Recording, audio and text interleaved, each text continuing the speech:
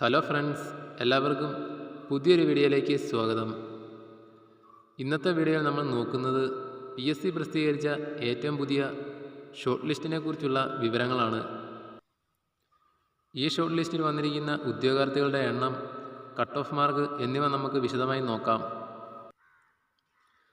17/11/2025 നടന്ന common OMR പരീക്ഷയുടെ അടിസ്ഥാനത്തിൽ മലപ്പുറം ജില്ലയിലെ ഇന്ത്യൻ സിസ്റ്റംസ് ഓഫ് മെഡിസിൻ ഡിപ്പാർട്ട്മെൻറ്റിൽ nurse grade 2 Ayurveda category number 745/2024 തസ്തികയിലേക്ക് അഭിമുഖത്തിന് വിളിക്കാൻ താൽക്കാലികമായി യോഗ്യരായ ഉദ്യോഗാർത്ഥികളുടെ ഷോർട്ട് ലിസ്റ്റാണ് നിങ്ങളിവിടെ കാണുന്നത്.